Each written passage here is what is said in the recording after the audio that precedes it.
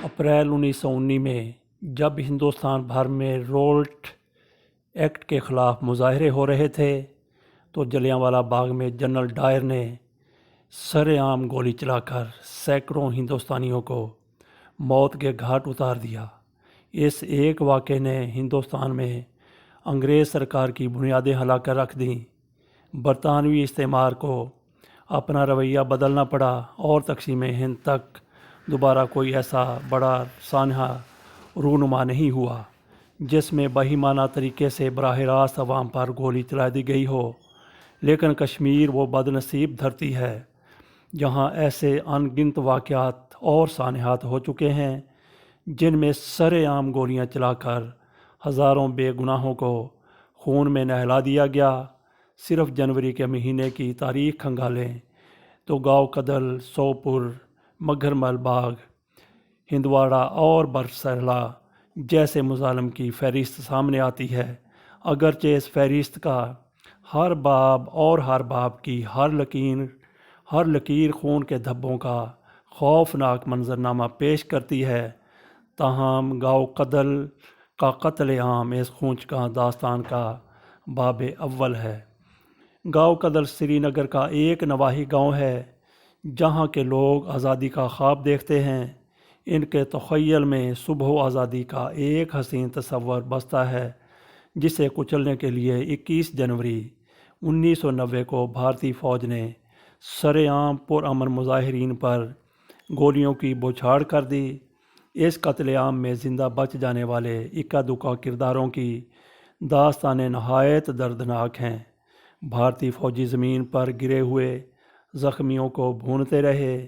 गोलियों की बौछार से ज़ख्मी होने वाले बहुत से लोग दर्द की अज़ियत से निजात हासिल करने के लिए मौत की फरियाद करते रहे। जान बचाने के लिए पुल से छलांग लगाने वालों को हमेशा के लिए पानी की लहरों ने अपने दामन में ले लिया। बेहदरिया गलत बामौजश दर आवेज़ हयात जावदां अंदर सतीजास्त। दरिया की तलातम खेज़ मौजों से नबर्द आज़मा हो जा, इसलिए कि हयात यावदां का राज उलझने में पिन्हा है। झूठ, फरेब, मकरो अयारी और मुनाफ़कत का पैकर हिंदुस्तानी हुकूमत ने इस वाक़े पर हद दर्जा ढिठाई और बेशर्मी का सबूत दिया।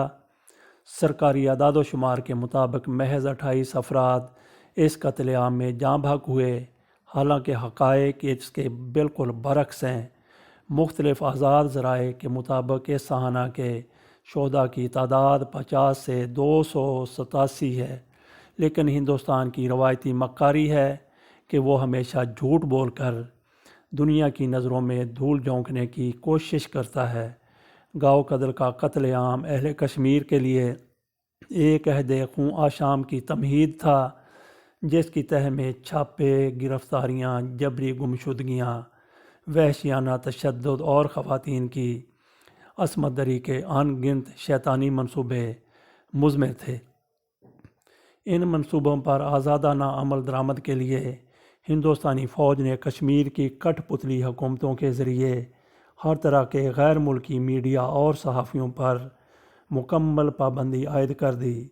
बाद अज़ां पैदर पै कत्लेआम की दास्तानें दोहराई गईं। सोपुर में बर्पा होने वाली क़यामत सुगरा को कौन भूल सकता है, जिसके बारे में एक ऐनी शाहिद बुज़ुर्ग ने कहा कि अहले कश्मीर पर आए दिन क़यामत सुगरा तो बर्पा होती रहती है, लेकिन सोपुर का कत्लेआम क़यामत कुबरा था।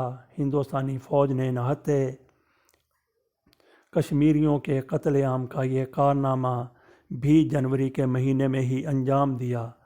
6 जनवरी 1991 की सुबह यख बस्ता हवाएं चल रही थीं और आसमान कहर आलूद निगाहों से सोपुर के बासियों को तक रहा था। काली घटाएं बिजलियां बरसाने का जतन कर रही थीं। बज़ाहिर अहले इलाका के लिए सब कुछ हस्बे मामूल था।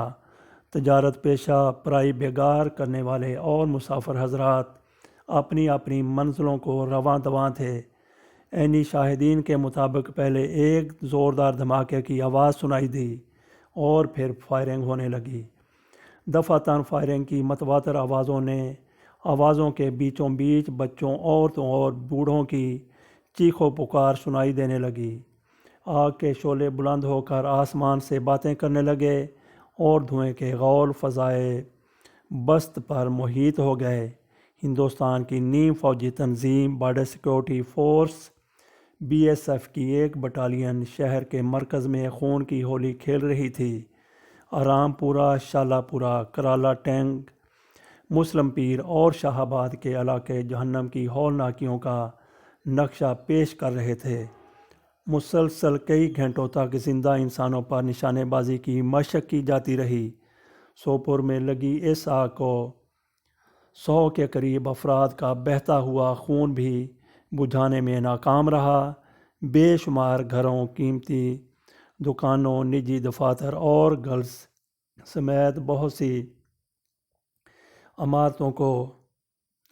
کالج سمیت بہت سی عمارتوں کو جلا کر راکھ کر دیا گیا۔ شام کے قریب اس پورے علاقے میں ہندوستانی فوج نے عملاً کرفیو نافذ کر دیا۔ ظلم و بربریت کی یہ کہانی رقم ہوئے 1/4 صدی سے زائد کا عرصہ بیت چکا ہے، تاہم ابھی تک قاتل نامعلوم ہیں۔